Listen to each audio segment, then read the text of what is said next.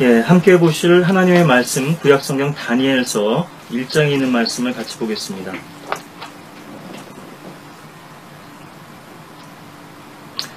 다니엘서 1장 오늘은 8절 말씀을 중심으로 하나님 말씀 같이 나누겠습니다만 이 전후 문맥을 좀 전후 문맥에 대한 이해를 좀 돕기 위해서 1장 1절부터 있는 구절을 좀 길더라도 같이 보도록 하겠습니다. 오늘 이 본문은 사실은 우리 주일학생들의 또 본문이기도 하죠. 어린이 유년 주일학생들이 에게 또 자주 제시되는 그러한 또 말씀일 텐데요. 사실 이 말씀을 듣는 분들의 연령층이 어떠신지는 모르겠습니다만 저의 마음 같아서는 그런 지금 주일학교 교실이라고 생각하고 또 이 말씀을 전하고 싶은 그런 마음도 있습니다만, 자 1절부터 보겠습니다. 유다의 여호야킴 왕 7위 제3년에 바빌론의 느부갓네살 왕이 예루살렘에 와서 그 성을 포위하였더라. 주께서 유다의 여호야킴 왕을 하나님의 집 기명 일부와 더불어 그의 손에 주셨더니 그가 그것을 신할 땅 자기 신의 집으로 가져와 그 기명들을 그의 신의 보물 창고로 옮겼더라. 왕이 그의 내시장관 아스페나스에게 이스라엘 자손들과 왕의 씨들과 고관들 중에서 몇 사람을 데려오라고 일렀더니 곧 흠없고 잘생겼으며 모든 지혜에 능숙하고 지식에 뛰어나며 과학을 이해하며 그들 안에 왕궁에서 설 수 있는 능력을 갖춘 그러한 사람들로서 그들에게 칼데아인들의 학문과 언어를 가르치기 위함이더라. 또 왕이 그들에게 왕의 음식과 왕이 마시는 포도주를 매일 일정량 지정하였으니 3년간 그들을 길러 마지막에 그들로 왕 앞에 서게 하려 함이었더라. 그때 이러한 자들 가운데 유다 자손 다니엘과 하나냐와 미사엘과 아사랴가 있었더라. 내시장관이 그들에게 이름을 주었으니 그가 다니엘에게는 벨드사살이라는 이름을, 하나냐에게는 사드락이라는 이름을, 미사엘에게는 메삭이라는 이름을, 그리고 아사랴에게는 아벤느고라는 이름을 주었더라. 8절부터 보시면요. 그러나 다니엘은 그가 왕의 음식으로나 왕이 마시는 포도주로 자신을 더럽히지 않으리라고 마음에 결심하고 내시 장관에게 요청하여 자신을 더럽히지 않겠다고 하였더라. 그때 하나님께서 다니엘로 내시 장관의 호의와 은총을 얻게 하셨더니 내시 장관이 다니엘에게 말하기를 내가 내 주 왕을 두려워하노라. 그가 너희의 음식과 너희의 음료를 정해 놓으셨으니 너희의 얼굴이 너희와 같은 또래의 소년들보다 못한 것을 그가 어찌 보셔야 하겠느냐. 그렇게 되면 너희가 왕 앞에서 내 머리를 위태롭게 만들 것이니라 하더라. 그러자 다니엘은 내시장관이 다니엘과 하나냐와 미사엘과 아사랴를 감독하라고 세운 멜살에게 말하기를 내가 당신께 간구하오니 열흘 동안 당신의 종들을 시험하시어 우리에게 콩죽을 주어 먹게 하고 물을 주어 마시게 하신 후 당신 앞에서 우리의 용모와 왕의 음식을 먹은 소년들의 용모를 살펴보시어 당신이 보시는 대로 당신의 종들을 처분하소서 하니라. 그러므로 그가 그 일에 대해 그들에게 동의하고 그들을 열흘 동안 시험하였더니 열흘이 끝났을 때 그들의 용모가 왕의 음식을 먹은 모든 소년들보다 더욱 아름답고 더 살지게 보였더라. 그러므로 멜살이 그들의 음식과 그들이 마셔야 하는 포도주를 가져가고 그들에게 콩죽을 주니라. 17절 이하로도 좀 더 보겠습니다. 이 네 소년들에게 하나님께서 지식을 주셨고 모든 학문과 지혜에 익숙하게 하셨으며 다니엘은 모든 환상들과 꿈들을 깨닫더라. 그때 왕이 말했던 날들의 끝에 그가 그들을 불러 드리니 내시 장관이 그들을 느부갓네살 앞으로 데려오더라. 왕이 그들과 대하해 보니 그들 모두 가운데서 다니엘과 하나니아와 미사엘과 아사랴와 같은 자는 아무도 찾을 수 없으므로 그들이 왕 앞에 서게 되니라. 왕이 지혜와 지식에 대해 그들에게 묻는 모든 문제들에 있어서 그들이 자기의 온 나라에 있는 모든 마술사들과 점성가들보다 10배나 더 나은 것을 알더라. 다니엘은 코레스 왕의 첫 해까지 계속 있더라. 예, 우리가 문화나 우리의 환경이 바뀌면요, 음식이 제일 먼저 바뀌잖아요. 제가 지난번에 미국 갈 때 싱가포르 항공을 이용하게 됐는데요. 저는 이게 말이 안 통하면 어쩌다 그랬는데 다행히 또 한국 승무원들도 있어서 크게 불편함은 없었는데, 아마 그것이 이제 연결해서 커넥팅해서 이용하시는 승객들이 있어서 그런지 몰라도요, 인도 사람이라든가 저쪽 말레이시아나 이런 쪽 분들이 좀 있는 것 같더라고요. 제가 보기에 인종상으로도 그렇고, 특히나 이제 기내식 서빙하는 시간이 됐을 때 보니까요, 음식이 다른 거예요. 보통은 웨스턴 스타일 있고, 또 아마 한국 거쳐가서 더 그렇겠습니다만은, 한국 음식도 이렇게, 나오고 하는데, 어떤 사람들은 음식을 먼저 주더라고요. 배식을 먼저 해주더라고요. 예. 이제 양반들이 보니까는 회교도들 같아요.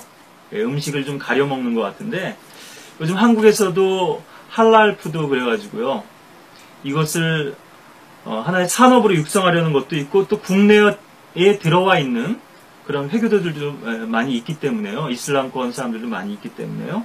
여기 대전에만 해도 충남대 근처에, 카이스트 근처에 회교도들 모임도 있고요. 또 그 근처에 보니까는 인도 커리 식당이라 그래가지고 또 식당이 또 새로 생긴 것도 지나다 보니까는 이렇게 눈에 띄던데요. 우리가 이것을 어떤 육체적인 부분, 또 어떤 물리적인 부분에서만 여러분들이 이해하지 마시고요. 제가 이런 예를 드리는 이유는, 우리가 이집트인과 히브리인 사이에 이런 서로 가증하게 여길 수밖에 없는 그런 차이들이 존재한다고 하는 거, 또 악인과 의인 사이에 가증함이 또 있죠. 의인은 악인을 가증하게 여기고, 악인은 또 의인을 가증하게 여깁니다. 예. 도저히 이해할 수 없는 거예요. 도저히 수용할 수도 없고요. 지난번에 물과 기름이 섞이지 않듯이 그리스도인과 이 세상은 섞일 수 없다고 하는 것도 이제 말씀을 드렸는데요. 특히나 이 음식, 먹는 것만큼 또 중요한 것도 없죠.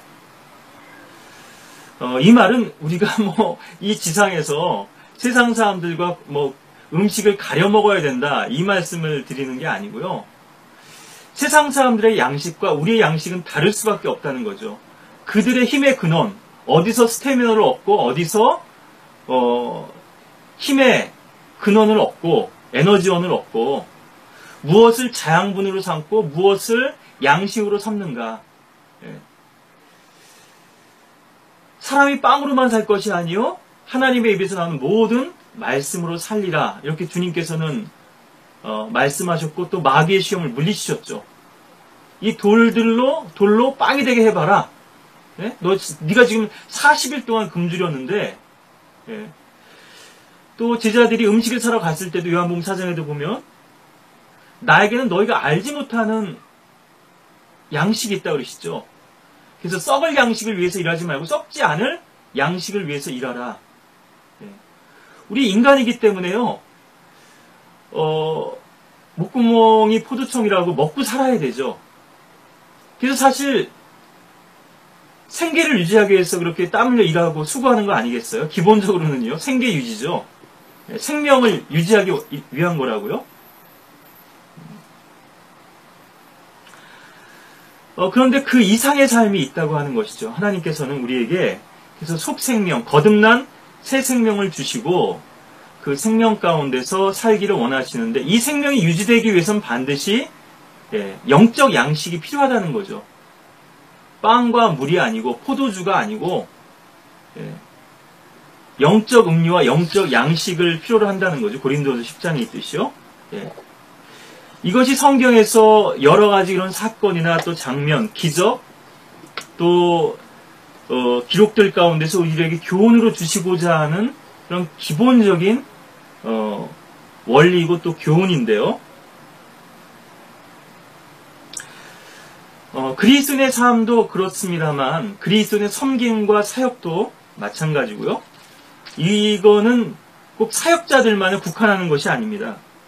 그렇지만 사역자라 하면은 더더욱이나 그렇겠죠. 주님과의 인격적인 관계에서부터 모든 것이 시작하거든요. 그러니까 이 말은 다시 말씀드리면은 주님과의 생명의 관계에서부터 모든 것이 출발한다고 하는 것입니다. 그리스도인의 삶도, 신앙도 마찬가지고요. 섬김이나 사역도 마찬가지고.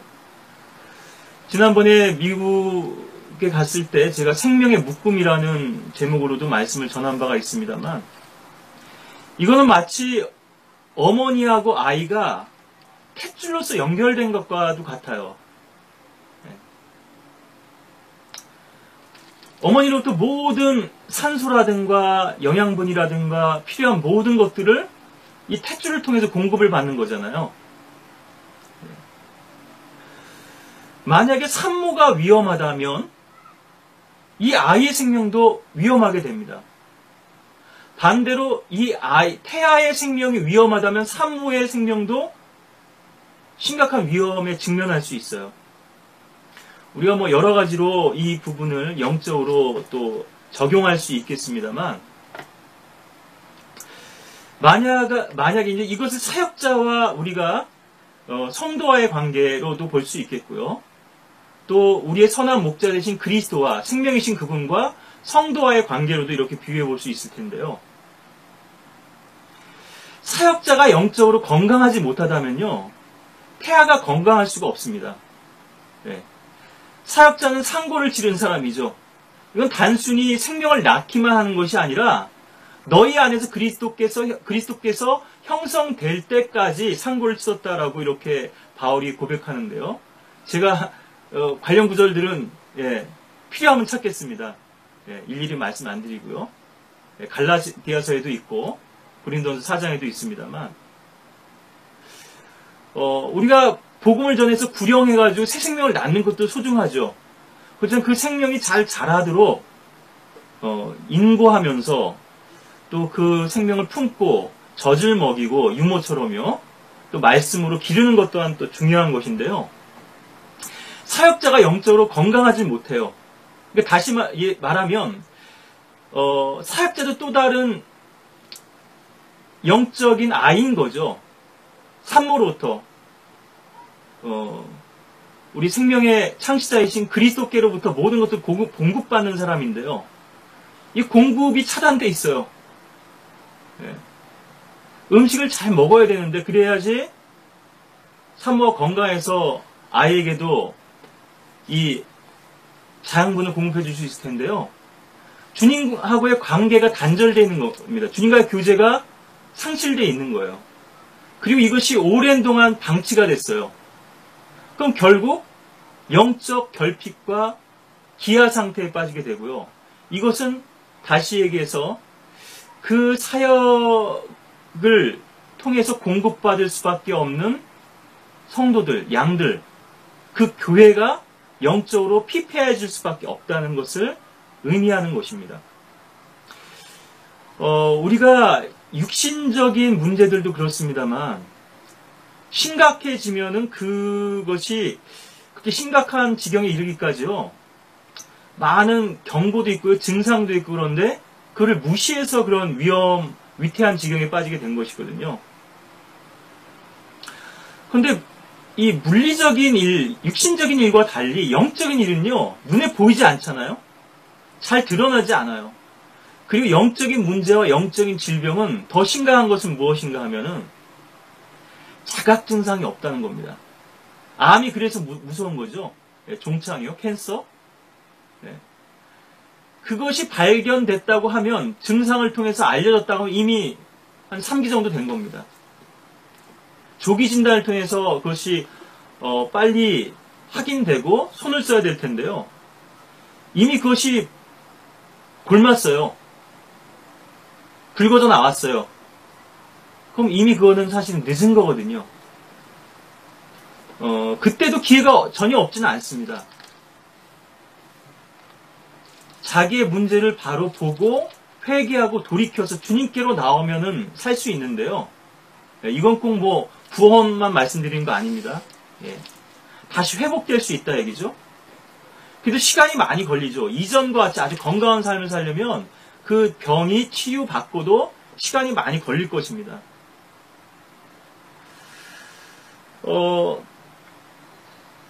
그래서 제가 지금 말씀드리고자 하는 취지는 무엇인가 하면 그리스도인에게도 물론 이것이 중요합니다만 사역자들에게 있어서는 이 부분이 더더욱이나 중요하거든요. 주님과의 어떤 이 생명의 관계를 어떻게 유지하고 있느냐, 예. 어떻게 주님과 더 깊은 교제를 누리고 주님의 그런 생명의 공급을 받고 은혜의 풍성함을 누리고 있느냐 하는 것이 바로 그 사역자의 간증이고 또 곧 메시지일 텐데요. 이것이 처음에는 잘 드러나지 않을 수도 있지만요. 이미 증상으로 드러났다 그러면 많은 시간이 경과된 거예요. 방치된 거죠. 무시되고. 그런데 그러면 그것을 왜 사역자가 몰랐을까 하는 것이잖아요. 우리가. 또 그 그리스도인 개인이 왜 그것을 몰랐을까? 왜 그렇게 방치되어야만 됐을까? 예. 뭐 많은 설명을 할 수 있겠습니다만 무시해 온 거거든요. 계속 성령의 인도하심을 무시해 온 것입니다. 우리가 지식을 취하는 부분은요, 자기 만족을 주거든요. 자부심을 갖게 해요. 다시 얘기하자면 교만하게 되는 거죠. 우리 특히나 오늘 이 음식하고 관련된 부분이니까요. 고린도전서에 보면은 이 우상에 바쳐졌던 재물에 대해서 또 말씀하시죠. 예, 고린도전서 8장, 로마서에서도 이런 부분들 또 14장에서도 언급하고 있죠. 음식을 따라 처시한 자들에게는 유익이 없었다 이렇게도 말씀하시는데요. 히브리서에도 나오고 또 디모데서에서도 나오고 곳곳에서 이 음식에 대한 부분들은 많이 다루고 있는데 이것을 우리가 우리 입에 넣는 음식으로만 자꾸 생각하면요 한계에 다다릅니다. 성경 그 이상의 의미를 지금 우리들에게 말씀하고자 하시는 거거든요. 고린도전서 8장 1절에 보시면 우상들에게 바쳐진 것들에 관하여는 우리 모두에게 지식이 있음을 알거니와 지식은 교만하게 하지만 사랑은 세워주느니라.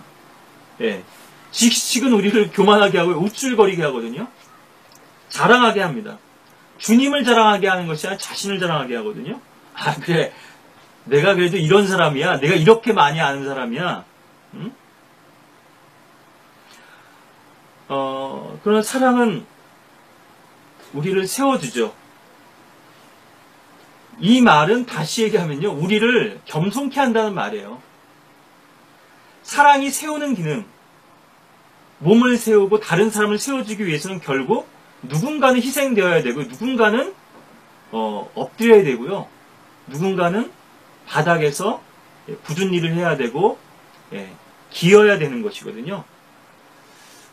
얼마 전에 인터넷 그 기사 보니까요. 저는 자세히 보지도 않고 그냥 머리 기사만 보고 지나갑니다만 인도에서요 한 주의 총리가 홍수가 나가지고 이제 그 현지를 시찰하는데 손가발을 타고 이렇게 그 물이 시내가 흐르니까요. 보니까 구두를 신었는지 흰색 옷을 인도 사람들도 흰색 옷 좋아하죠. 예. 그게 부하들인지 그 참모들인지 몰라도 양 옆에서 손가마를 해가지고 이렇게 건너는 장면을 누가 찍어가지고 올린 거예요. 그리고 또 영국의 뭐 캐머런 총리인가요? 모르겠습니다. 뭐 늘 그런 건지는 모르겠습니다만 시찰 중에 지금 미국에서도 루이지애나인가요? 예. 그쪽 지역에 지금 뭐 그 대재난이 일어나서 심각한 상태죠.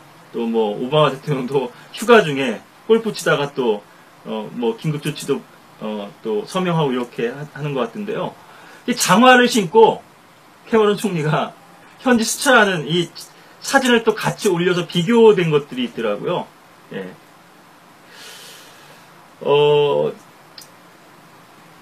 결국은 누군가 희생이 없이는 세워질 수 없는 것이잖아요. 예. 그리스도를 높이기 위한다면, 몸을 세우기 위한다면, 결국 누군가의 이제 겸손이 필요하다는 얘기인데, 지식은 결국 우리를 십자가로 데려가지는 못하거든요. 이 부분, 뭐, 이따가도 또 필요하면 더 보겠습니다만, 신약과 관련된 부분. 예. 사역자가요, 지식을 추구하게 되면은, 지식이 뭐, 필요 없다는 말씀 아니고요. 우리가 성경을 지식으로도 이해할 수 있고, 이것을 사랑으로도 이해할 수 있는데요. 우리의 이성, 어떤 우리 인간의 논리, 생각, 이 부분에 계속 이제 치우치게 되면은, 그리고 지식은 쉽잖아요. 이해도 쉽고, 가르치기도 쉽고요. 예. 설명하기도 쉽고, 너무 좋거든요. 그런데, 하나의 말씀 우리가 사랑으로 받는 거는요, 고통이 수반되는 거거든요. 아픔이 따른다고요. 나의 헌신과 희생과 자기 부인이 따라요. 십자가를 져야 돼요. 예. 그러니까 이거는 받아들이기도 어렵고 전하기도 어렵습니다. 전하는 사람은 열심히 전하고 있는데 받아들이는 사람이 무반응이에요. 냉담해요. 지식은 끄덕끄덕 하거든요. 수긍할 수 있거든요. 근데 이거는 본인이 또 주님과의 생명의 관계에서의 어떤 그런 체험이라든가 또 자기의 부인을 경험하지 않고는 이게 이해가 안 돼요. 영적인 이 지식이나 영적인 이런 말씀들은요. 그러니까 어떤 사람들에게는 이게 괴리감이 생기는 거예요. 설교자는 계속 영적인 것들을 얘기하는데 육신적인 사람들은요. 이걸 받아들일 수 없으니까 이해가 안 되고 마음의 기쁨이 안 돼. 양식이 안 돼요. 예. 그러니까 이런 또 건널 수 없는 그런 또 간극이 생기는 것도 현실이거든요. 육신적인 사람과 영적인 사람 사이에. 이것이 설교에서도 마찬가지고요. 그래서 사역자들이 또 겪는 어려움도 있습니다만 설교자들이요. 설교자 본인이 그 세계를 경험하지 못했기 때문에 아니면 그것이 깊지 못하기 때문에 또 그러한 문제에 봉착하기도 하거든요. 성도들이 잘 받아들이지 못하기 때문에 과거로 회귀하는 이런 면도 있고요. 네. 영적인 것들 얘기하여 잘 안 받아들이고 반응이 안 나오니까 예. 지식적인 설교라면 조회수 막 올라오거든요. 예. 뭐 조회수라고 하는 것들이 유튜브 동영상 조회수라고 하는 것도 허수가 많습니다만 예. 설교자들도 아마 많이 신경 쓸 거거든요. 내 메시지, 내 설교를 과연 몇 사람이나 들었는가. 물론 우리가 체크업해야죠. 예. 또 그것들을 돌아보고 또 피드백도 필요하고. 근데 이거에만 집착돼 있으면요. 사람들이 더 듣기 좋아하는 메시지를 자꾸 전하려고 그러거든요. 예. 지식은 확실합니다. 사람들이 또 호기심도 많이 가지고 있고요. 이 설교를 클릭한 사람들이 어떤 마음이었고 어떤 성향이었는지 상관없이요. 결과로서 드러나는 부분만 집착하게 되면은 계속 그런 메시지에 어떻게 보면 하나님이 이 메시지를 쓰시는구나. 사람들이 이런 메시지에 더 이렇게 반응을 보이는 꼭 뭐 육신적으로만 생각할 게 아니죠. 이 반응이라는 거는 더 관심을 가지는구나. 물론 그런 메시지들도 적절하게 배합해서 우리가 할 필요가 있죠. 맨날 은혜와 또 이 영적인 말씀만 전한다고 하면은 또 이 지식에 관한 부분이 또 빈약할 수 있으니까요. 적절한 안배가 필요하긴 하지만 이것이 계속해서 지식만을 얘기하게 되면요. 사람들한테 어떤 반응을 이끌어냈다고 착각할 수 있을지 모르지만 지금 뭐 주택시장도 계속 잘못된 통계 수치 때문에 착시현상을 일으켜가지고 주택정책이 좀 잘못됐다 이런 기사도 지금 나오던데요. 통계라고 하는 거에 허수가 많거든요. 예. 통계청이라는 데가 있잖아요. 대한민국에는요. 예. 모든 것을 수치화해서 그런 것들이 어떤 의미가 있는지 분석하고 일단 빅데이터죠. 그것도. 예. 근데 그 분석을 잘못하게 되면요. 엉뚱한 대로 정책이 향할 수 있거든요. 예. 주님을 바라보는 사람은 이 현상에 속지 않습니다. 근데 주님을 놓치고 이 현상을 바라보게 되면요. 계속해서 엉뚱한 방향으로 가게 되는 거거든요. 주님과 온전한 교제와 교신을 하고 있는가? 작전 사령부에 지금 지시를 제대로 하달받고 있는가? 그래서 자각 증상이 없어요. 그러니까 만약에 사역자가요, 이것을 모를 지경이 됐다 한다면은 아주 심각한 거죠. 갈등도 못 느끼는 거예요. 지식은 자기 만족은 주지만 결국 이것은 우리를 어디로 끌고 가느냐? 공허함으로 끌고 가거든요. 정말 주님과의 생명이 살아있는 사람이라면 뭐 잠든 사람도 있을 수 있고요. 영적으로 죽은 사람도 있을 수 있죠. 무엇인가인지는 모르지만 주님과의 관계가 단절된 지 오래됐고 여러 가지 요인으로 인해서 주님과의 관계가 이 교제가 형식적이 된 지 오래됐다는 얘기거든요. 그런데 그걸 왜 모르느냐? 사역자조차도. 예. 처음에는 아마 좀 갈등도 겪었을 거예요. 이렇게 하면 안 될 텐데 주님께서 인도해 주심도 있었을 거고요. 예, 여러 가지 어떤 하나님 다루심도 있었을 텐데 이제는 어떤 망설임이나 갈등도 느낄 수 없는 단계에 이제 들어선 겁니다. 그런 모든 증거들을 무시해버리고요. 오히려 자기 확증으로 가거든요. 자기 확신 가운데 빠집니다. 이게 영적 착각이죠. 지식은 나에게 만족을 주니까요. 이것이 주님과의 교제고 이것이 사역이다. 오히려 이렇게 생각해버리는 거예요. 그래서 오히려 영적인 것들을 이야기하는 사람들을 박해하기 시작합니다. 저런 건 사역 아니야. 교리가 있어야지 말이야. 교리가요. 교회사를 통해서 많이 확인되고 증거되는 것입니다만 이거는 꼭 뭐 개신교회만이 아니거든요. 믿음이 화석화돼 버립니다. 교리만 있고 어떤 체험이나 능력이 없게 되면. 그래서 이것을 뭐 도그마화라고도 이렇게 얘기를 하는데요. 예, 죄송합니다. 뭐 이런 용어들을 써서 죄송하지만, 예, 도그마라는 게 이제 뭐 교리라는 뜻인데요. 예, 닥트린이라 이제 같은 말인데, 예, 교리가 그 교회를 잠식해버려가지고 생명을 상실하고 교리만 남게 된 화석화된 신앙. 예, 이렇게 전락해버리고 마는 거거든요. 이거는 가톨릭 교회만의 문제가 아니고요. 개신교회만의 문제가 아니고 바이블 빌리버들, 성경을 믿는 교회들도 계속 이러한 과정들을 되풀이해 왔던 것입니다. 예. 그래서 복음이 있고 영혼들을 구원한 생명이 있고 다른 말씀이 있다 하더라도 그 말씀이신 그리스도와의 인격적인 관계와 생명의 관계가 상실되어 있다면은 급속도로 이제 이 생명은 상실되는 거거든요. 예. 산모로부터 영양분을 공급받지 못하는 태아가 영적 생명을 제대로 유지할 수 없는 것처럼요. 결국 어떻게 되느냐? 그럼 둘 중에 하나거든요. 산모를 살리느냐, 태아를 살리느냐. 의사는 그 기로에 서게 되는 거거든요. 둘 다 살릴 수 있으면 좋지만요. 어떤 경우는 태아의 생명을 희생하더라도 산모를, 왜냐하면 다시 생명을 낳을 수 있으니까 산모는. 이런 경우도 생기지만 어떤 경우는요. 산모가 내 아이를 살려주십시오 그러고 자기는 그냥 죽음을 택하는 경우도 있죠. 예. 어떻게 보면 미담처럼 들릴 수도 있겠습니다만, 예, 심각한 상황이죠. 하나님의 이 교회에서요, 사역자가 버림받느냐, 성도가 버림받느냐, 아니면 둘 다 버림받느냐. 안타까운 일들인데요. 이것이 지금도 일어나는 현실이라고 하는 것이고요.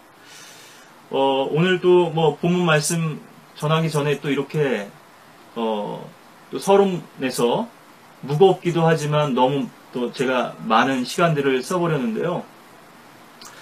여호수아서에 보면은 아브라함의 아버지 테라도요, 하수 저편에서, 제가 구절 안 찾겠습니다. 시간이 많이 가니까요. 예. 우상을 섬겼다 그러거든요. 테라가 부름을 받을 수 없는 결정적인 이유가 있었던 거죠. 예. 그리고 아브라함이 사라에 대해서 진술하기는요, 나의 어머니의 자매는 아니지만 나의 아버지의 자매다, 이렇게 얘기하는. 그러니까 분명히 첩이 있었죠, 테라에게. 예. 자식들이 또 있었다는 얘기죠. 물론 뭐 그 구체적으로 자식들이 나오고, 제가 지난번에 말씀드리면서 하나 미스한 부분이 있어, 뭐 언급하는 게 같이 언급드리면, 나홀이 밀카에게 낳은 두두엘의 아들이 이제 라반이고 리브카죠. 이게 나홀하고 아브라함하고 이제 형제간이니까요. 이삭이 있고 야곱이니까 이제 그렇죠. 라반하고 야곱은 이제 사촌간이 되는 거예요. 형제간이 되는 것이고요. 근데 어머니 쪽으로 보자면, 리브카 쪽으로 보자면, 예, 외삼촌이죠. 예, 뭐 촌수가 좀 이렇게 다릅니다만, 어쨌든 테라는 마지못해서 이제 같이 나오거든요. 아브라함과 같이 칼데아르에서 나와서 결국 하란이라고 하는 곳에서 머물게 되고요. 거기서 테라의 아들 하란은 먼저 죽죠. 그리고 하란도 결국 거기서 죽어서 장사가 됩니다.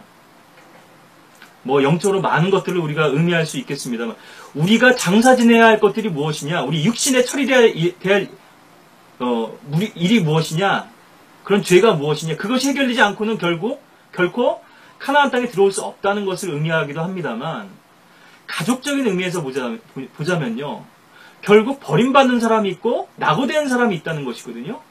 왜 카나안 땅에 이 풍성함에 들어오지 못했는가? 생명의 풍성함과 은혜의 풍성함을 맛보지 못했는가? 왜 칼데아우르로부터 나왔으나 하란에서 머물 수밖에 없었는가? 예. 우리가 룻기 상황에서 보자면요, 엘리멜렉과 그 두 아들 죽죠. 예. 이렇게 뭐 사람 이름이 생각이 안 나서, 예. 모압 땅에 내려가서 죽게 됩니다. 뭐 여러 가지 영적인 문제가 있겠죠. 이 죽음이라는 거 단순하지 않잖아요. 예. 말론과 킬리온이죠. 예. 우리가 창세기 상황에서 보자면 유다의 두 아들 엘과 오난입니다. 아버지보다 먼저 죽거든요. 뭐 하란은 더 심각하죠. 아버지보다 먼저 죽었으니까. 근데 테라도 마찬가지거든요. 왜 그들이 죽어야만 했을까? 왜 라헬은 이 풍성한 땅에 다 이르러서 그 에프라스에 못 미쳐서 죽었다고 그러거든요. 예. 베들라헴에 거의 다 왔어요. 빵의 집이죠. 생명의 집이잖아요. 양식이 있는 집에 다 왔어요. 근데 거기서 상고 치르다가 죽거든요. 유일하게 헤브론에 장사되지 못한 여인이 라헬입니다. 영적으로 많은 것들을 시사해주죠. 그녀가 가진 우상, 그리고 계속해서 육신적인 것들을 구하고, 바로 그 테라의 우상 숭배가 하란에게 유전이 되었고, 하란은 그것을 끝끝내 버리지 못했고, 그래서 하란에서 죽을 수밖에 없었던 거죠. 뭐 지명이기도 하고 인명이기도 해서 헷갈리는데요. 테라 역시도 하란을 벗어나지 못했던 이유 중에 하나는 바로 그것이죠. 칼데아우르에서 뭔가 버리고 왔습니다. 그런데 여전히 미련이 남은 거예요. 롯의 아내가 소금기둥이 된 것과 동일하죠. 구약의 이 우상숭배라고 하는 거 신약의 우상은 좀 다르거든요. 탐심 곧 우상숭배라. 예, 에베소서에도 이렇게 말씀하고, 예, 정의하고 있죠. 우상숭배자는 곧 탐심, 탐욕을 품은 자. 이렇게 규정하고 있습니다. 세상과 친구되는 것이 하나님과 원수되는 것도 알지 못하느냐? 너희 간음하는 남자들과 간음하는 여자. 영적 간음이 무엇이냐 이거죠. 영적 우상숭배가 무엇이고. 그러니까 구약과 신약의 차이점들이 많은데요. 기회가 되면 이런 부분들 정리하면 좋겠습니다만 오늘 본 이 음식의 문제도 마찬가지입니다. 구약시대 때는 부정한 음식, 정결한 음식 나눠 먹었거든요. 우상에게 바쳤던 음식이냐 그렇지 않냐. 신약시대는 이게 중요치 않아요. 기도하면 다 성결케 돼요. 하나님의 말씀과 기도로 거룩하게 됨이니라. 사람이 음식으로 처신할 것이 아니다 이러거든요. 신약에서의 성결의 개념과 신약에서의 우상숭배 개념이 이렇게 달라지는 거죠. 구약의 말씀을 계속 드리고 있습니다만 왜 우상을 계속 버리지 못했는가? 결국 우리의 욕망이거든요. 우리가 그리스도를 추구하는 것이 아니라 나의 자기 만족과 나의 욕망과 나의 성공과 나의 출세와 나의 자랑, 나의 영광, 예. 여기에 붙들려 있기 때문에 결국 테라나 예. 라헬은 그 풍성함에 이르지 못했다는 것이고요. 하란이나 엘과 오난 또 엘리멜렉과 킬론과 말론과 킬론은 죽기까지 했잖아요. 예. 이런 더 심각한 문제에 빠져 있었던 거죠. 저는 엘과 오난의 문제는 어떤 성적인 문제라고 이제 생각을 합니다만, 하나님께서 따로 세우신 자들, 이 경건한 무리들에게 요구하시는 요구 기준이 있거든요. 우상을 버려라. 그리고 세상적인 삶을 버려라. 먹는 음식도 달라져야 된다는 거, 그만큼 이것이 그 경계가 분명하다고 하는 것이죠. 예. 요셉은 어떻습니까? 옷을 벗어 던지고 도망치죠. 심지어는 이방 왕조차도요. 아비멜렉인가요? 예, 그러라. 나는 그런 가증한 죄를 짓지 않았습니다. 극악한 죄를 짓지 않았습니다. 다른 사람의 유부녀를 저는 건드린 그런 사람이 아닙니다. 이렇게 하나님 앞에 항변하죠. 예. 반대로 그 시대가 얼마나 도덕적으로 타락했느냐 하는 것도 보여주지만요. 하나님께 성별하신 무리들, 예. 유다도 자기 며느리를 모르고 범했지만 가까이 하지 않았잖아요. 평생 동안. 그리고 디나가 이렇게 유린당했을 때요. 형제들이 와서 복수하죠. 그러니까 이 성별된 무리, 이 경건한 무리들에게는 하나님께서 그만큼 더 원하시는 철저한 영적 기준이 있다고 하는 것이죠. 오늘날 성적 도덕적 타락이나 결혼 문제만 단순히 말씀드리는 것이 아니고요. 그래서 바로 이 부분을 볼 수 있어야 되는데 보지 못하게 되는 이유가 무엇이냐? 처음에는 그것들이 무지에서 올 수도 있고요. 연약함일 수도 있습니다.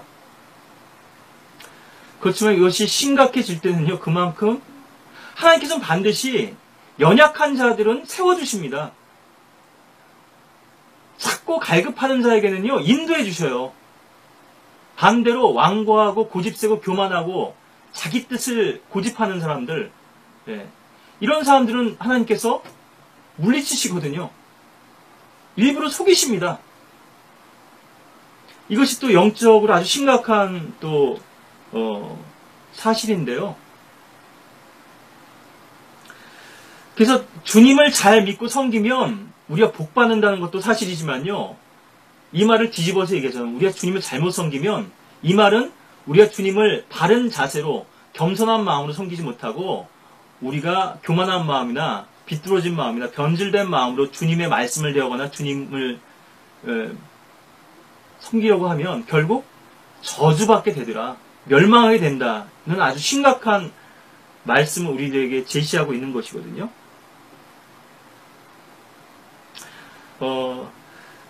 그래서 이렇게 갈등도 망설임도 없이 나중에는 오히려 자기가 옳은 길을 가고 있다는 확신 가운데, 착각 속에 자기 확증 가운데 빠지게 된다는 이제 말씀을 드리고요. 자, 오늘 본문으로 좀 이제 돌아오셔야 될 것 같은데요. 그래서 오늘 이 본문 말씀도 기회가 되면 제가 이 다니엘서 말씀을 다음에도 몇 번 더 전하고자 하는 그런 마음이 있습니다만, 오늘 우선 이 음식의 문제인데요. 핵심 구절은 8절이죠. 그러나 다니엘은 그가 왕의 음식으로나 왕이 마시는 포도주로 자신을 더럽히지 않으리라고 마음에 결심하고 내시 장관에게 요청하여 자신을 더럽히지 않겠다고 하였더라. 네. 마음에 결심했죠. 난 죄를 짓지 않겠다. 우리가 오늘 그 문맥을 좀 이해하기 위해서요. 제가 역사적인 배경은 말씀을 안 드리겠습니다. 이스라엘 역사에서 거의 이제 유다가 패망하기 직전 상황이죠. 포로로 잡혀왔는데요. 여기 소년이라고 번역되어 있지만 영어 표현은 children이거든요. 그리고 1장 18절에 왕이 말했던 날들의 끝이라고 하는 것은 앞에 나와 있는 5절에 3년간 그들을 길러 마지막에, 여기도 이렇게 나오죠. 예, 그 끝인데요. 영어 표현은 같은 the end인데, 예.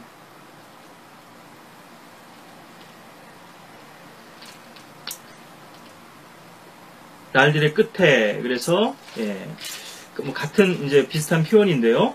예. 그래서 그런 기간이었던 것을 우리가 상정해 본다면, 거의 왕 앞에 설 때가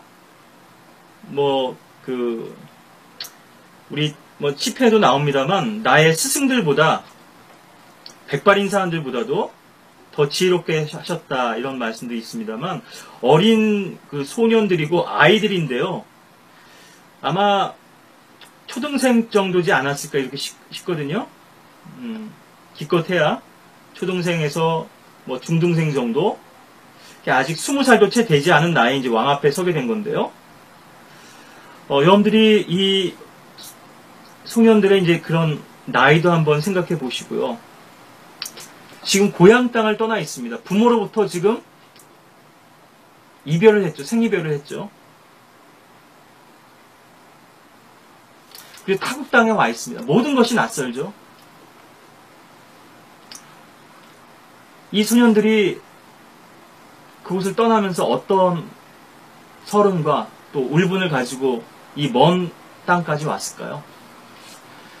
요셉이 형들에게 팔려서 종으로 팔려가는 그 이집트로 내려가는 길에서 어떠한 마음이었을까요?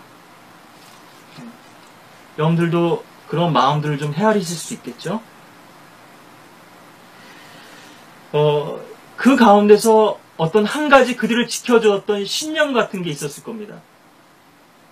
물론 이것은 주 하나님께 대한 그들의 믿음이었겠죠. 그들이 어려서부터, 여기 보면 이제 왕족이거든요. 왕의 씨들과 고관들 중에서 몇 사람을 데려왔는데요. 자, 여기서 물론 이 바벨론이 제국이었으니까요. 이 유대 청년들뿐 아니라, 히브리 청년들뿐 아니라 여러 나라에서 잡혀온 청년들이 있었겠죠. 바벨론의 그런 현자들도 있었고요. 그들 중에서 가장 뛰어났는데요. 이 네 소년이.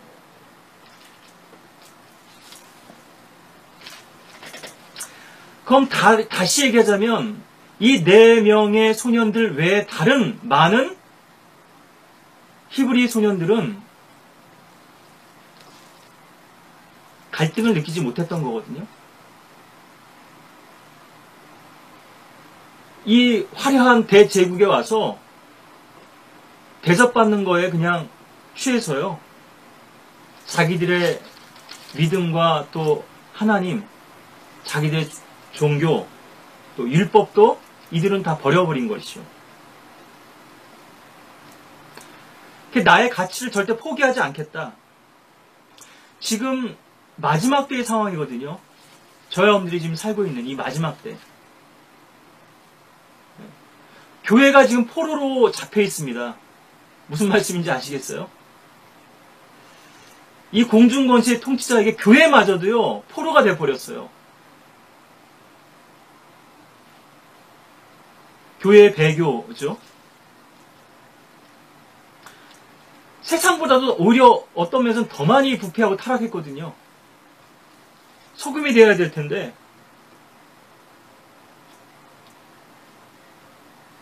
그 남은 자는 아주 소수라는 것이죠. 극소수라는 거죠. 영적으로 좀 적용해 봅니다. 이 마지막 때예요.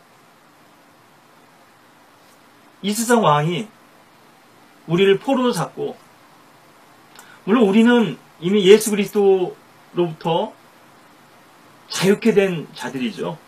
죄로부터 자유케 된 자들이지만 몸은 아직 이 세상에 속해 있거든요.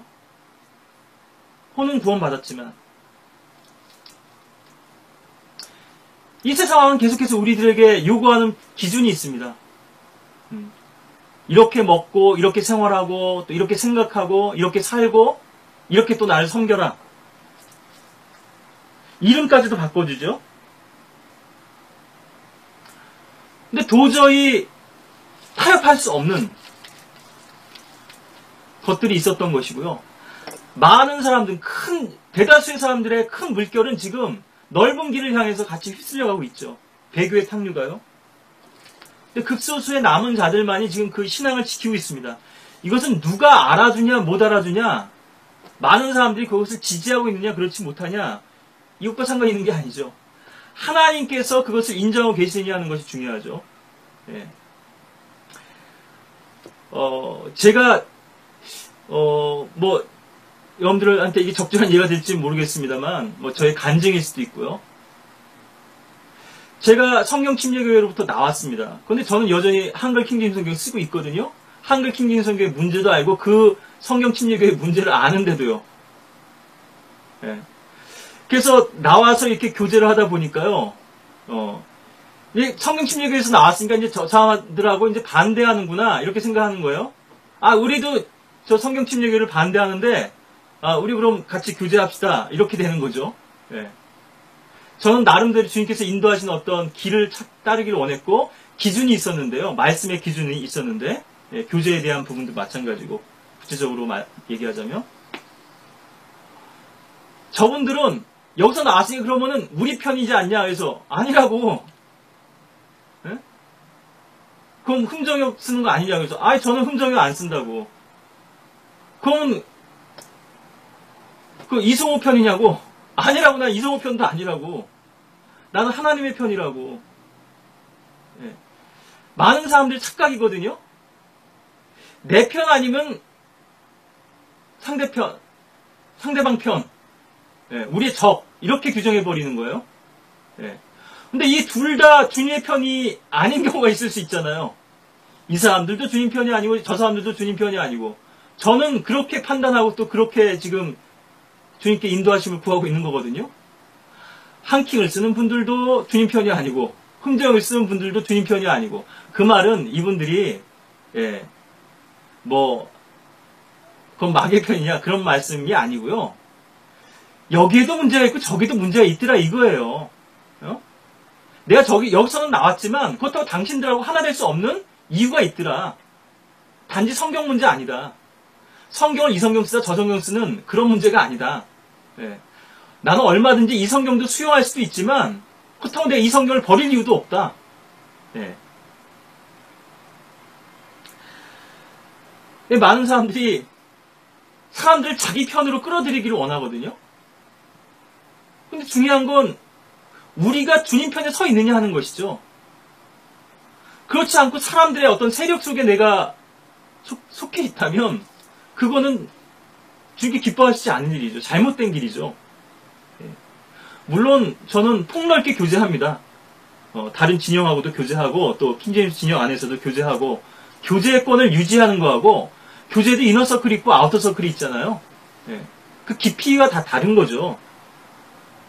그분들을 다 반대하는 것은 아닙니다만, 저 같은 길을 가지 않는다는 것은 또 저도 알고 있거든요. 왜냐하면 저와 같은 길이었다면 아마 교제가 됐을 거예요. 근데 교제가 이게 이어지지 않더라고요. 그렇다고 제 편에서 교제를 뭐 차단하거나 원치 않은 것도 아니고, 그렇다면 저쪽에 어떤 문제가 있는 것이죠. 예. 모든 것을 이 세상 왕은 자기 기준대로 하기를 원하는 거거든요.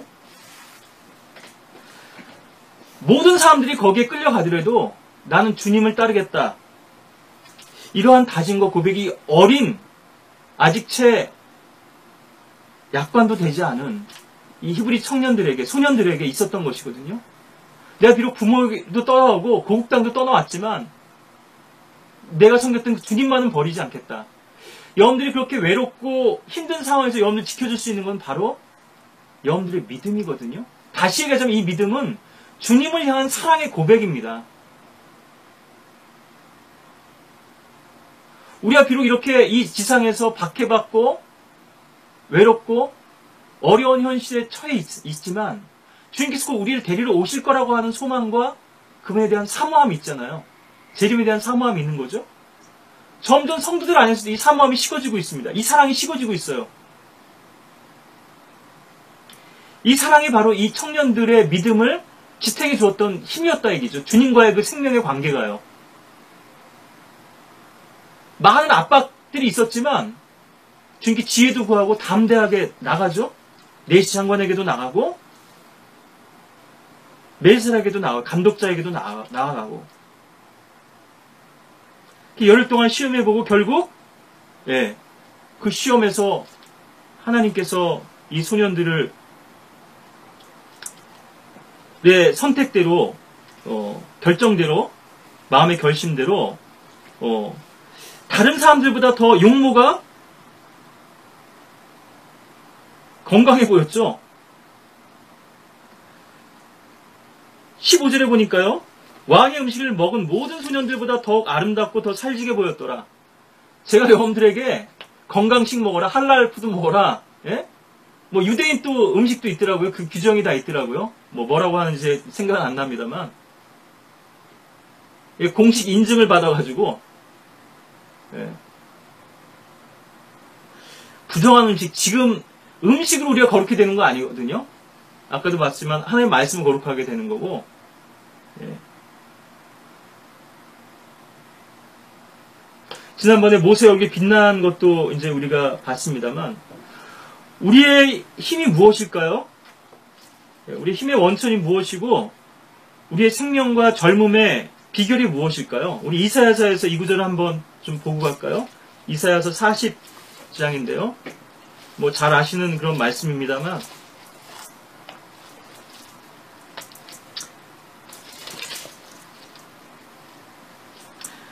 (40장) 28절 모세는 그의 눈도 흐려지지 않았다 그러죠.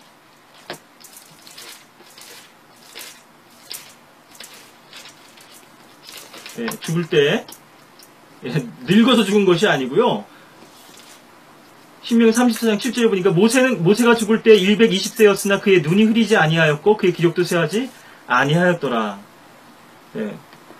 우리가 뭐 늙고 힘 빠져서 죽는 게 아니에요. 하나님께서 정하신 생명의 때가 다 됐으니까 불러가시는 거죠. 여기 다니엘서 1장에도 나오잖아요.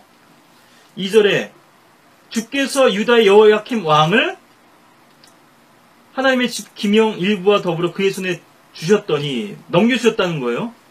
예, 느부갓네살 왕에게. 하나님께 넘겨주지 않으시면요 절대로 그걸 취할 수 없죠. 뺏을 수 없죠. 하나님께서 여러분들의 생애에 대한 어떤 계획이 있으시냐, 이게 중요하죠. 예, 여러분을 통해서 이루시고자 하는 일이 있느냐, 여러분들이 그 뜻에 또 순종하고 있느냐. 예, 인생에서 성공한 사람은 인생에서 자신에 대한 하나님의 뜻을 발견하고 그 뜻에 순종하는 사람이라고 박준수 시니어가 또 말하기도 했습니다만, 여러분들의 생애에 대한 주님의 분명하신 뜻을 여러분들이 아신다면, 또 거기에 순종하고 계시다면 보장이 있죠. 공급하심이 있고요. 하나님의 인도하심이 있을 것이고, 그 일을 이루시기 위해서요. 비록 주님이 내일 오신다 할지라도 오늘 그 일을 위해서 주님께서는 일하시겠죠. 네. 하루 사이에도 얼마나 많은 일들이 벌어질 수 있는지 얼마나 많은 역사가 이루어질 수 있는지, 우리가 또 주님께 온전히 철저히 헌신했을 때 한 사람을 통해서 하나님께서 얼마나 많은 일들이 이루실 수 있는지요. 이것이 믿음이잖아요. 예. 우리 힘으로, 우리 능력으로 뭘 해보려고 그러니까는 자꾸 계산하는 거거든요. 시간도 많이 걸리고, 돈도 많이 필요하고, 사람도 많이 필요하고. 근데 나띵이지 아무것도 없잖아요. 그러니까는 뭐, 아무것도 못하겠다 이거죠. 하나님의 계산 방법은 전혀 고려하지 못하고, 예. 그래서 여기 28절부터 보면 40장이요. 너는 알지 못하느냐? 영원하신 하나님 주 곧 땅 끝들의 창조주는 피곤치 아니하시며 곤비치 아니하신 분인 것을 너는 듣지 못하였느냐? 나의 아버지께서 일하시니 나도 일한다. 주님께서 그러시죠? 물론 육신을 입고 있는 그리스도께서는 피곤하셔서 배 고무를 베고 주무셔야 했고, 또 음식도 시장에서 드셔야만 했지만, 그런데요, 그것을 초월하는 역사가 있잖아요. 사마리아 여인을 구경하고 나니까 음식을 안 먹어도 배가 부르신 거예요. 이게 참 신비인데요. 예수님께서 100% 인간이셨고 100% 하나님이셨다. 그러니까 이 말은 이 지상생애 동안에 자신의 신성을 자신을 위해서는 단 한 번도 쓰시지 않은 겁니다. 기적을 행하실 땐 신성을 사용하신 것이죠. 죽은 자도 살리시고 오병이어의 기적도 행하시고, 그렇지만 자기의 배고픔을 위해서 기적을 쓰시지 않았어요. 음식을 사러 갔죠, 제자들이. 배고파서 옥수수 이삭을 비벼 먹었었잖아요, 제자들이요. 네. 베다니에서 나오실 때거든요. 그런데 어디서 주무셨을까요? 네. 나사로 집에서 주무셨을까요? 문둥병자 시몬의 집에서 주무셨을까요? 어디서 주무셨는지 모르지만 아침도 안 드시고 나온 거예요. 누가 아침도 챙겨주지 않은 거예요. 아마 노숙하신 것 같죠? 네, 뭐 중동에서 뭐 기후가 뭐 더 좋긴 합니다만 일교차가 심하잖아요. 네, 머리 들 곳조차도 없다고 그러셨는데요. 그런 하나님을 우리가 소유하고 있는데요. 네. 정말 필요하다면 만나도 내어주실 수 있고 생수도 내주실 수 있고, 네. 죽은 자도 살리실 수 있는데요. 왜 그런 능력들을 우리가 경험할 수 없는 걸까요? 계속 이기적인 욕망에서 우리가 구하기 때문이겠죠. 나의 삶을 추구하면서요. 주님께서 계획하신 삶을 살아가야 되는데 하나님의 플랜이 있단 말이에요. 마스터 플랜이. 우리 개개인들을 향한. 시간표도 다 정해져 있어요. 여러분들 뭐 기회가 되면 나중에 이 말씀 전하겠습니다만, 옛날 방학 때 되면 생활계획표 세우잖아요. 예? 둥글게도 세우고 뭐 몇 시에 일어나서 뭐 몇 시에 뭐하고 제대로 지키지 못하는 게 또 우리의 작심삼일이고 연약함이지만, 주님께서는 바로 하나님의 계획표대로 하신 거예요. 나의 때가 아직 이르지 않았다. 하나님 여러분들의 생활에 구체적인 계획을 가지고 계세요. 이때쯤이면 어디에 있어야 되고, 어떤 훈련을 받았어야 되고, 이렇게 해서 어떻게 또 쓰임받아야 되고. 근데 계속 하나님의 계획 차질이 생기는 거예요. 아브라함을 불러들이셨는데, 가나안 땅으로. 그것도 지체됐습니다만, 하나에서 많이요. 계속 우리 육신의 시도 가운데서 실패가 있는 거죠. 엘리에스를 통해서, 하가를 통해서. 네. 우리가 주님께 철저히 헌신하고 주님의 인도하심을 받는다는 것은 우리가 주님과의 교제가 깊어지고 영적으로 더 깊은 경지에 이르면 이를수록요, 참 너무나 심오한 겁니다. 그렇기 때문에 내가 존재하지 않는 거예요. 내가 사라져버리는 거예요. 뭐 지난번에 무아지경 말씀드렸습니다만, 주님께서 가자고 하시는 대로 주가 하신 동산으로, 겟세마네 동산까지 주와 함께 가려내, 이런 찬송도 있습니다만, 주님께서 이끌어 가시는 대로 따라가는 거죠. 예, 우리에게 왜 피곤함이 있느냐는 거죠. 왜 곤비함이 있느냐는 거죠. 반드시 영적인 어떤 고립과 차단과 단절이 있기 때문에 그런 거거든요. 주님과의 교제에서부터 실패했기 때문에요. 그는 곤비한 자에게 힘을 주시며 무력한 자에게 힘을 더해 주시나니 젊은 이들일지라도 곤비하고 피곤하며 청년들이라도 완전히 넘어지나 오직 주를 앙망하는 자는 자기의 힘을 새롭게 하리니 독수리처럼 날개로 치술 것이요 그들이 달려도 피곤치 않으며 걸어도 곤비치 아니하리라. 이런 힘을 주시겠다는 약속이 있잖아요. 독수리처럼 주를 앙망하고 주를 여기서 wait upon인데요. upon the Lord인데요. 주를 기다리는 자에게 주님의 때가 다 된 것 같은데 아무런 변화가 안 보여요. 아무런 조짐이 없어요. 오히려 상황은 더 악화돼 가요. 오히려 절망 속에 처하고 벼랑 속으로 밖으로 떨어질 것만 같아요. 주님께서 결정적인 순간에 독수리로 낚아채 가듯이 우리의 구원의 손길을 펼치시고 주님의 역사를 이루시는 거죠. 근데 우리는 그 마지막까지 죽기까지 순종할 수 있는 믿음이 없는 겁니다. 죽기까지 신실하라. 그러면 생명의 은혜로 너에게 주리라 이렇게 말씀하셨는데요. 이거를 여러 가지 적용할 수 있겠습니다만 죽음에까지 신실하라. 순교자에게도 적용할 수 있지만 한번 여러분들이 죽음의 순간까지 주님을 붙들어 보셨는가 하는 겁니다. 매달려 보셨는가. 그리고 나서는 또 주님께서 왜 나셨다면 따질 것이 있겠죠. 예. 자, 그래서 네 소년들 만이 결국은 살아남은 것이죠. 바벨론에서요. 뭐 변별력 말씀도 드리고 그럽니다만 계속 믿음의 좁은 길이죠. 계속해서 반복되는 선택 가운데서 주님의 길을 가느냐 아니면 자신의 길을 가느냐에 따라서 이것이 이제 갈라지게 되는 것인데요.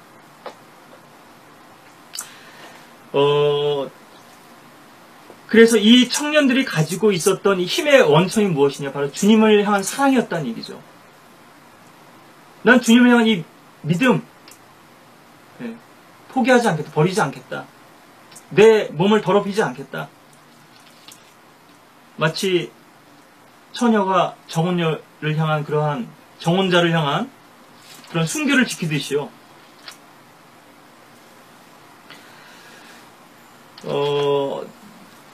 뭐 시간도 많이 갔고요. 제가 뭐 이 부분을 더 이렇게 진전시키기는 좀 어려울 것 같아서 좀 이제 정리를 해야 될 것 같은데요. 바로 이 다니엘서에서 여러분들이 이런 흐름을 볼 수 없다면 다니엘은 크게 사랑받는 자였거든요. 신약으로 치자면 사도 요한입니다. 주께 사랑받는 자였죠. 왜 다니엘이 사랑받을 수밖에 없었는가? 왜 사도 요한이 사랑받을 수밖에 없었는가? 예. 그들 또한 주님을 사랑했기 때문이겠죠. 물론 주님의 전적인 은혜입니다만, 예. 노아, 다니엘과 욥, 에스겔에서도 이렇게 제시가 되죠. 빅3로요. 하나님께서 대표주자로 내세우시는 세 사람인데요. 아무나 거기에 들지는 않겠죠. 성경에 보시면은 우리 성경에서는 참으로 사랑하는 자라고 이렇게도 번역이 되고 my dearly beloved 이렇게 또 돼 있고요. well beloved 이렇게 해서 나의 지극히 사랑하는 자 이렇게 번역을 했습니다만 그렇게 또 일치가 돼 있고요. 예. 제가 전에 이제 교열안 제시에서 이렇게 일치를 한 부분입니다만 전에는 빠져 있기도 하고 일치가 안 돼 있었어요. 베드로후서 한번 보실까요? 3장. 사도 베드로가 죽음을 앞두고 있는 상황에서 쓴 편지인데요. 제가 뭐 옛날 설교자들은 기록을 남기지 않았다는 말씀도 드렸는데 여러분들 어떻게 생각하십니까? 왜 어떤 사람들은 성경을 기록했고요. 또 어떤 사람들은 성경을 기록할 수 없었을까요? 성경 기록자들 말씀드리는 겁니다.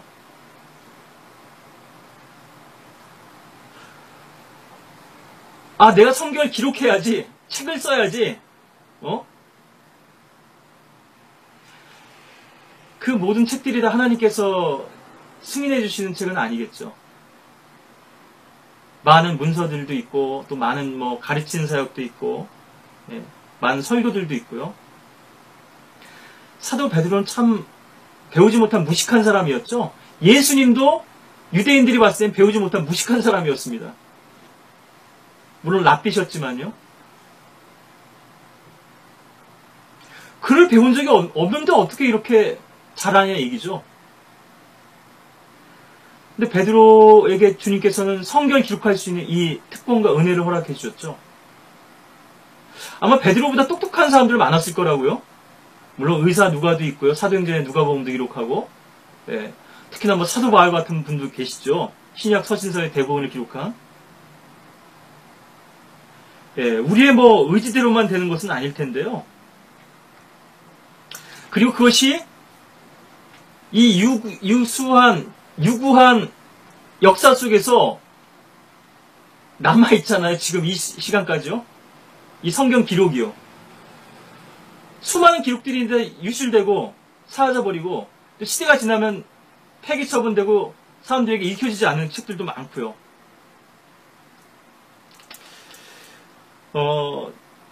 베드로서 3장 1절에 보시면 사랑하는 자들아 이렇게 편지를 쓰고 있습니다.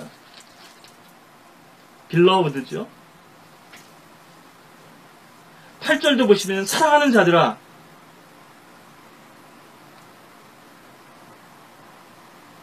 또 14절에도 보시면 사랑하는 자들아, 또 17절에도 보시면 그러므로 사랑하는 자들아,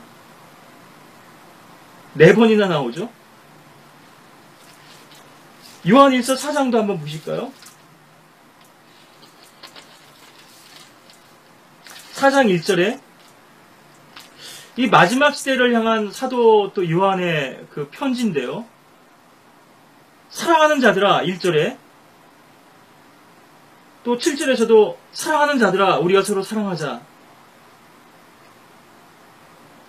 11절에서도 사랑하는 자들아,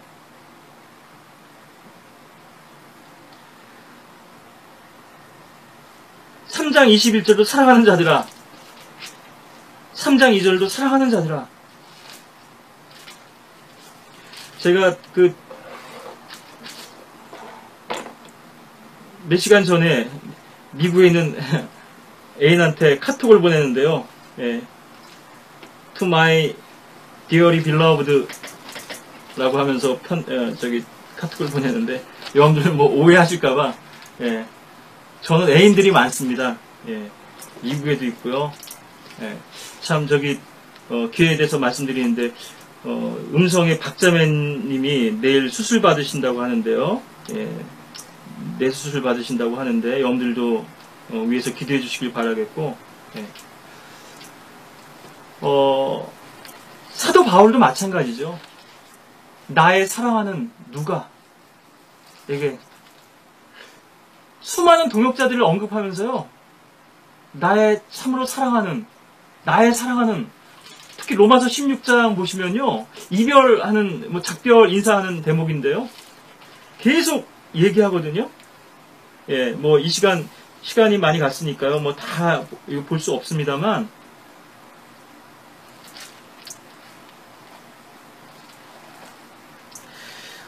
16장 5절은 나의 지극히 사랑하는 에파네토에게도 문안하라. 지극히 사랑하는 well beloved 이렇게 되어 있는데요.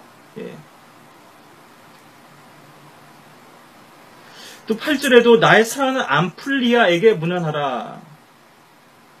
9절에도 내가 사랑하는 스타쿠에게 문안하라. 제가 이거 다 안 보겠습니다. 여기 계속해서 사랑하는 이렇게 고백하고 있죠. 자, 그래서 요한일서 5장 마지막 구절을 보시면요, 어린 자녀들아 너희 자신을 우상들로부터 지키라. 아멘.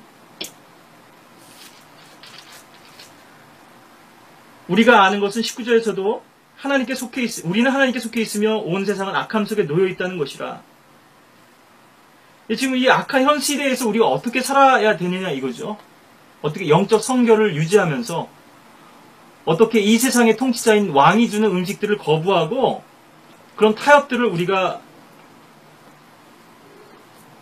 타협과 제한들을 물리치고 주님께서 주신 능력과 방법으로 살 수 있느냐는 거죠.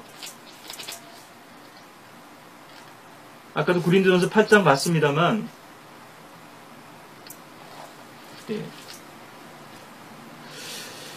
10장 14절에 보시면 그러므로 나의 참으로 사랑하는 자들아 우상 숭배를 피하라. 뭐 좀 점잖게 얘기해서 피하라는 거고요. 도망치라는 거거든요. 도망치라고. 우리가 주님보다 더 사랑하는 것, 그것이 결국 우상 아니겠어요? 예. 우상에 바쳐진 제물에 참여하는 건 단순히 뭐 부정한 음식 먹는 이걸 말씀하는 것이 아니고요. 마귀의 잔에 참여하고요. 얼마나 많은 영적 혼돈과 혼란과 음행이 우리 안에서 일어나고 있느냐 하는 것이죠. 물론 청년들은 특히나 제가 뭐 요셉과 관련해서 아까도 말씀드렸습니다만 그 주제도 다음에 설교할 기회가 있겠습니다만 이 음행이라고 하는 부분도 뭐 눈을 뜨고 다닐 수 없는 지경 아니겠어요? 이 마지막 때 보는 것마다 다 죄고 유혹이고 한데 그 부분도 심각하지만요. 그거는 그래도 도덕적인 눈에 보이기라도 해요. 양심의 가책이라도 받아요. 근데 이 영적 타락은요. 전혀 무감각하거든요. 자학증상이 없어요. 슬그머니 스며들거든요.